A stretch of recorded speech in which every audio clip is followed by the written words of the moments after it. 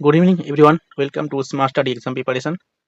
দেখো, আজকে এই ভিডিওতে আলোচনা হবে মায়ানমার এর রাখাইন প্রদেশ সম্পর্কিত ডিটেলস ইনফরমেশন।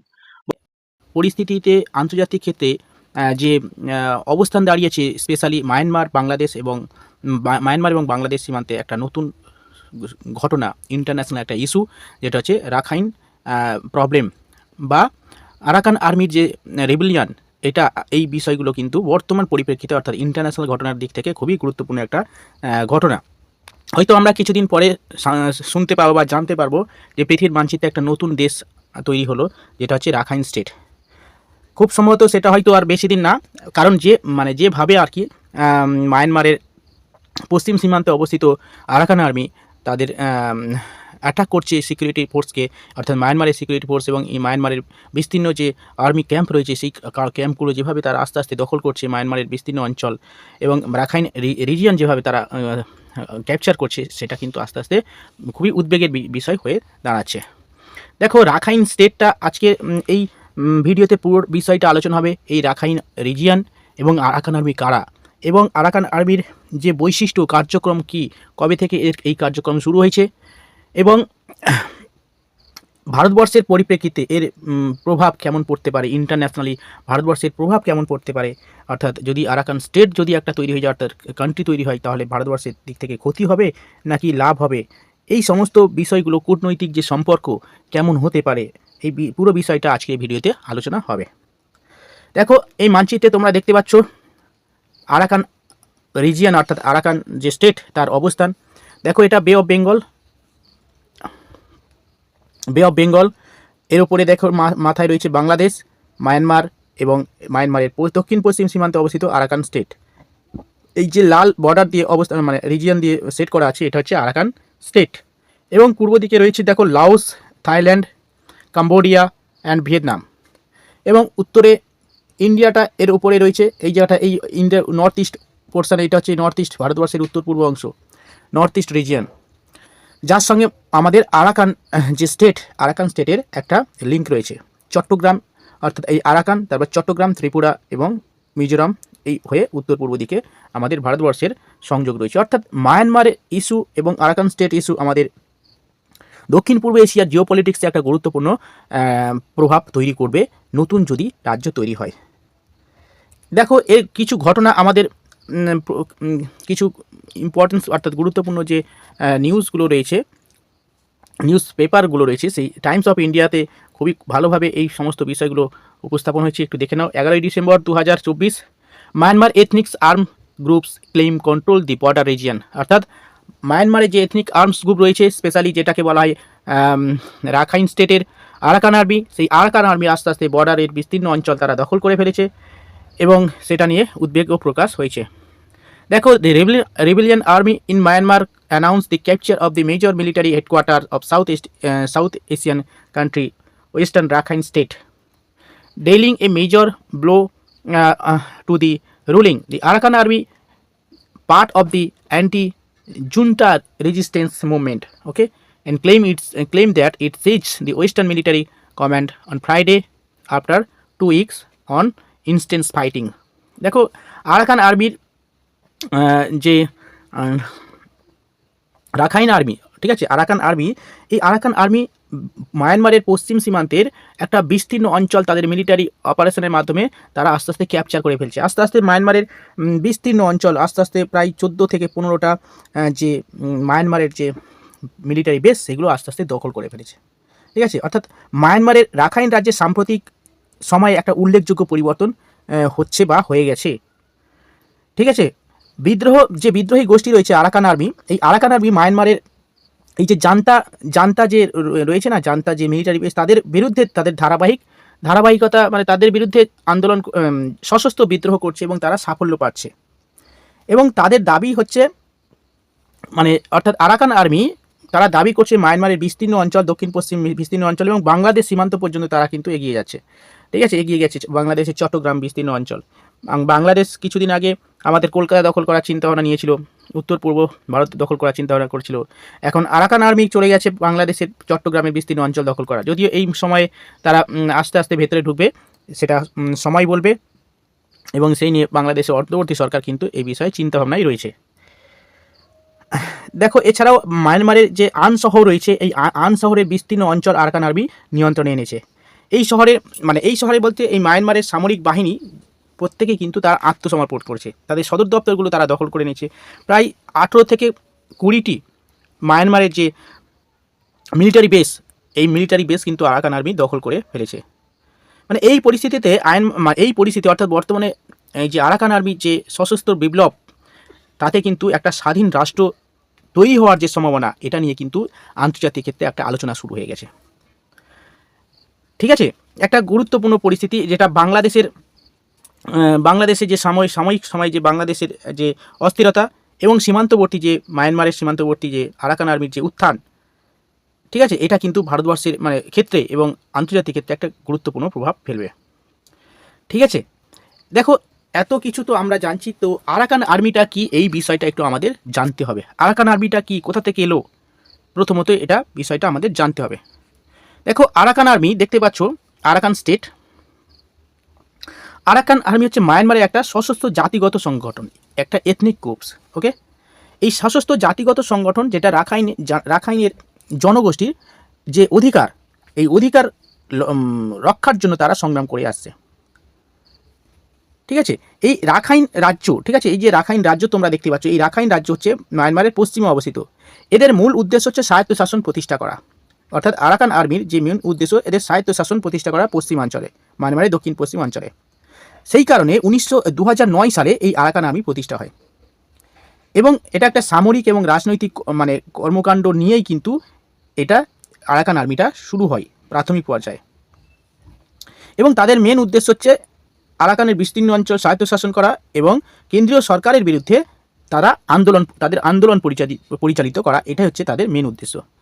তাহলে আরাকান আর্মি সম্পর্কে আশা করি প্রত্যেকে বুঝতে পেরেছো। তাহলে আরাকান আর্মি হচ্ছে একটা মায়ানমারের একটা সশস্ত্র জাতিগত সংগঠন। ঠিক আছে, এবং যেটা হচ্ছে রাখাইন প্রদেশের জাতিগত যে অধিকার, সেটা ওই অধিকার অর্জনের লক্ষ্যেই তারা সংগ্রাম করছে এবং এটাই তাদের উদ্দেশ্য। এবং আস্তে আস্তে স্বায়ত্তশাসন প্রতিষ্ঠা করা, এবং বর্তমান সময়ে তারা কিন্তু তাদের যে লক্ষ্য বা সেটাই কিন্তু আস্তে আস্তে তারা অর্জন করতে পারছে। এবার দেখো আরাকান আর্মি কিছু বৈশিষ্ট্য আমাদের একটু জানতে হবে। এটা আমাদের বর্তমানে মিসলেনিয়াসের ক্ষেত্রে কিন্তু এটা খুবই গুরুত্বপূর্ণ ঘটনা। সেই কারণে কীভাবে লিখতে হবে সেই বিষয়টা কিন্তু আমি এই ভিডিওতে পুরো ডিটেলস আলোচনা করছি। এর পরের ভিডিওতে পুরো বাংলা নোটস হিসাবে কীভাবে লিখতে হবে সেই বিষয়টা আমি একদম PDF আকারে দেখে বুঝিয়ে দেবো বা করিয়ে দেবো। ঠিক আছে, দেখো আরাকান আর্মির বৈশিষ্ট্য এবং যে কাজ, এটা আমাদের একটু জানতে হবে।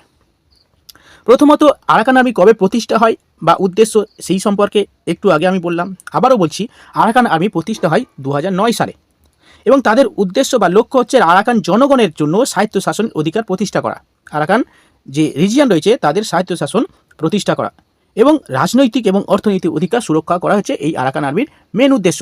অবশ্যই ভালো উদ্দেশ্য, তাদের জাতিগত মুভমেন্ট, এটা তো অবশ্যই সমর্থন করা যাবে, তাই না? দ্বিতীয় যে উদ্দেশ্য সেটা হচ্ছে কি সাংগঠনিক কাঠামো, যে বৈশিষ্ট্য, অর্থাৎ আরাকান আর্মি যে বৈশিষ্ট্য, এই আরাকান আর্মি হচ্ছে আরাকান যে রোহিঙ্গা সালভেশন আর্মি রয়েছে সেটা থেকে পুরোটা আলাদা। অর্থাৎ রোহিঙ্গা যে প্রবলেম আমরা কিছুদিন আগে জানলাম, রোহিঙ্গা হচ্ছে মায়ানমারের সীমান্তে অবস্থিত একটা জাতি, যাদের ওপর মায়ানমার সরকার অত্যাধিক নির্মম অত্যাচার করেছে এবং সেই কারণে সেখান থেকে তারা বেরিয়ে এসে বাংলাদেশ এবং ভারতের বিস্তীর্ণ অঞ্চলে তারা রয়েছে বা তারা আশ্রয় নিয়েছে। তো এই রোহিঙ্গা থেকে কিন্তু এই আরাকান আর্মি সম্পূর্ণ আলাদা, অর্থাৎ এদের উদ্দেশ্য আলাদা এবং এরা কিন্তু সম্পূর্ণ আলাদা জনগোষ্ঠী। রোহিঙ্গার সঙ্গে কিন্তু আরাকান যে রিজিয়ন, এটা মিলিয়ে ফেললে হবে না। নেক্সট যে বৈশিষ্ট্য আরাকান আর্মি, এটা হচ্ছে সশস্ত্র লড়াই, এদের মেন উদ্দেশ্য হচ্ছে সশস্ত্র লড়াই। ঠিক আছে, আরাকান আর্মি মায়ানমারের সামরিক বাহিনীর বিরুদ্ধে লড়াই করছে। ওকে, অর্থাৎ কেন্দ্রীয় সরকার যেটা মায়ানমারের বর্তমান পরিস্থিতি, রাজনৈতিক পরিস্থিতি অস্থিতিশীল, অর্থাৎ ইন্টারনাল যে আন্তর্জাতিক তাদের যে মেন সেন্ট্রাল যে অ্যাডমিনিস্ট্রেশন, এটা কিন্তু মায়ানমারের এখন নেই। বর্তমানে কিন্তু অস্থিতিশীল অবস্থা চলছে মায়ানমারে এবং এটা সুযোগ নিয়েছে আরাকান আর্মি। তো এই সুযোগে কিন্তু আরাকান আর্মি মায়ানমারের সামরিক বাহিনীর বিরুদ্ধে সশস্ত্র লড়াইয়ে নেমে পড়েছে এবং আরাকান রাজ্য স্বাধীনতা তারা দাবি করেছে অলরেডি। এবং এটাই হচ্ছে তাদের মেন উদ্দেশ্য না কিন্তু, অর্থাৎ এদের সশস্ত্র লড়াইয়ের মেন উদ্দেশ্য আরাকানের স্বাধীনতা অর্জন করা এবং রাখাইন অঞ্চলে যে প্রাকৃতিক সম্পদ রয়েছে, গ্যাস থেকে শুরু করে প্রাকৃতিক সম্পদ থেকে শুরু করে এই সমস্ত কিছু রক্ষা করাই হচ্ছে তাদের মেন উদ্দেশ্য। ওকে, দেখো আমি একটু ভিডিওটা মানে আরাকান আর্মি, আরাকান যে রিজিয়ান সেটা একটু বড় করে দেখাচ্ছি, তাহলে আরও সুবিধা হবে। এবার আন্তর্জাতিক ক্ষেত্রে এই রিলেশনটা কেমন হবে, আন্তর্জাতিক ক্ষেত্রে রিলেশন কেমন? দেখো আরাকান আর্মি যে প্রতিবেশী দেশগুলো রয়েছে, ঠিক আছে, সেই প্রতিবেশী দেশগুলো, আরাকান আর্মির যে প্রতিবেশী দেশগুলির কিছু সশস্ত্র সংগঠন রয়েছে তাদের সঙ্গে কিন্তু সম্পর্ক বা তাদের সঙ্গে কানেকশান, যোগাযোগ রাখে। ওকে, মায়ানমারের যে ভেতরের যে অন্যান্য যে জাতিগোষ্ঠী রয়েছে, যে বিদ্রোহী জাতিগোষ্ঠী রয়েছে, তারাও কিন্তু তাদের সঙ্গে সহযোগিতা করছে। অর্থাৎ মায়ানমারের এই যে আরাকান আর্মি, রাখাইন প্রদেশ, এটা হচ্ছে রাখাইন প্রদেশ, ওকে, আর আরাকান আর্মি অর্থাৎ রাখাইন প্রদেশের আরাকান আর্মি, এই আরাকান আর্মি কিন্তু অন্যান্য যে প্রতিবেশী দেশ রয়েছে যেমন বাংলাদেশ, চায়না এবং হচ্ছে লাওস, ভিয়েতনাম, থাইল্যান্ড, এই সমস্ত দেশের সঙ্গে কিন্তু একটা সম্পর্ক রেখে চলেছে, যা সহযোগিতার জন্য আর কি। এছাড়াও মায়ানমারের অভ্যন্তরে যে জনগোষ্ঠী রয়েছে তাদের সঙ্গেও কিন্তু তারা কাজ করে চলেছে এই তাদের অভ্যুত্থান চালিয়ে যাওয়ার জন্য। এরপরে যে প্রভাব সেটা হচ্ছে সামরিক প্রভাবটা কেমন হবে। দেখো 2019 সালে মায়ানমার সরকার আরাকান আর্মিকে একটা সন্ত্রাসী সংগঠন বলে মানে ঘোষণা করে দিয়েছে। অর্থাৎ মায়ানমার সরকার আরাকান আর্মিকে একটা সন্ত্রাসবাদী সংগঠন হিসাবে তারা ঘোষণা করে দিয়েছে। তবে রাখাইনের যে জনগোষ্ঠী, এই রাখাইন জনগোষ্ঠী কিন্তু আরাকান আর্মিকে ব্যাপকভাবে সাপোর্ট করে এবং তাদের হয়েই লড়াই করছে। তাহলে দেখো মায়ানমার এবং মায়ানমারের সঙ্গে আরাকান আর্মি তাহলে কিন্তু একটা বিপরীত সম্পর্ক তৈরি হয়েছে। ফলে কি হয়, এদের মধ্যে কিন্তু সংঘর্ষটা আরও কিন্তু দৃঢ় হবে। ওকে, কারণ 2019 সালে কিন্তু আরাকান আর্মিকে মায়ানমার সরকার একটা সন্ত্রাসবাদী সংগঠন হিসাবে স্বীকৃতি দিয়েছে। এবার দেখো এই যে আরাকান আর্মি এবং রাখাইন যে সংকট, এই সম্পর্কে একটু আমাদের দেখো, রাখাইন রাজ্যে রোহিঙ্গা জনগোষ্ঠী রয়েছে, এটা আমরা জানি। তো রোহিঙ্গাদের ওপর মায়ানমার সরকার অত্যাচার চালাতো, এটা কিছুদিন আগে অর্থাৎ 2019 সালে আমরা নিউজে পড়েছি, যে কারণে রোহিঙ্গা জনগোষ্ঠী চরম অস্থিতিশীলতার জন্য তারা বাংলাদেশ এবং ভারতের বিস্তীর্ণ অঞ্চলে চলে যায় এবং তাদের মায়ানমার থেকে তাদেরকে তাড়িয়ে দেওয়া হয়। ঠিক আছে, এবং রাখাইন অঞ্চল মায়ানমারের যে এই উপকূলবর্তী রাজ্য, ঠিক আছে, এখানে বহু বছর ধরে একটা জাতিগত এবং রাজনৈতিক সমস্যা চলে আসছে এই অঞ্চলে। ফলে কি হয়, এই অঞ্চলে কিন্তু স্থিতিশীলতা বজায় রাখার জন্য এইটা অর্থাৎ আরাকান অঞ্চল কিন্তু স্বাধীনতা একটা গুরুত্বপূর্ণ পদক্ষেপ হতে পারে। এবার এই যে আরাকান আর্মি যদি স্বাধীন হয় বা আরাকান রিজিয়ন বা রাখাইন অঞ্চল যদি স্বাধীন হয়, তাহলে ভারতের কী লাভ হবে? দুটো দিক আছে, একটা লাভজনক আর একটা ক্ষতিকারক দিক রয়েছে। লাভজনক দিক অবশ্যই বাণিজ্যিক সুযোগ সুবিধা বৃদ্ধি পাবে এবং নিরাপত্তার ক্ষেত্রে একটা ভালো প্রভাব পড়বে। ঠিক আছে, কারণ রাখাইন রাজ্য যদি স্বাধীন হয়, তাহলে কিন্তু দক্ষিণ পূর্ব এশিয়ার যে আমাদের উত্তর পূর্ব যে নর্থ ইস্টের রাজ্যগুলো আছে তাদের সঙ্গে কিন্তু কানেকশান রাখা যাবে। ঠিক আছে, ভারতবর্ষের জলপথের মাধ্যমে, এবং নিরাপত্তার দিক থেকে বে অফ বেঙ্গলের নিরাপত্তার ক্ষেত্রে একটা গুরুত্বপূর্ণ প্রভাব থাকবে। আর ক্ষতিকারক দিক তো অবশ্যই রয়েছে। দেখো চায়না কিছুদিন আগে সিতুই পোর্ট নির্মাণ করেছে চায়না, এই রাখাইন প্রদেশের বিস্তীর্ণ অঞ্চলে একটা হচ্ছে, আমি দেখাচ্ছি, দেখো সিতুই পোর্ট, এই সিতুই পোর্ট হচ্ছে রাখাইন স্টেটের সিতুই পোর্ট বন্দর করেছে কিন্তু চায়নার সহযোগিতায় নিয়েছে। ফলে কী হবে, এই রাখাইন স্টেটের ওপর কিন্তু চায়নার প্রভাব থাকবে। ঠিক আছে, তো চায়নার প্রভাব থাকলে বোঝা যাচ্ছে কী হবে, দক্ষিণ পূর্ব অর্থাৎ ভারত মহাসাগরে চায়নার একটা নজরদারি বাড়বে। ফলে কিন্তু একটা ভারতবর্ষের নিরাপত্তার দিক থেকে একটা সমস্যা তৈরি হয়ে যাবে। এইটা একটা খুবই গুরুত্বপূর্ণ একটা সেন্সিটিভ ঘটনা। যদি স্বাধীন হয় তাহলে এই রাখাইন স্টেটের সঙ্গে একটা ভালো সম্পর্ক রেখে চলতে হবে কিন্তু, এবং শরণার্থী সমস্যা তৈরি হবে। এখানে যদি অস্থিতিশীলতা থাকে তাহলে কিন্তু আমাদের উত্তর পূর্ব ভারতে একটা সমস্যা তৈরি হয়ে যাবে।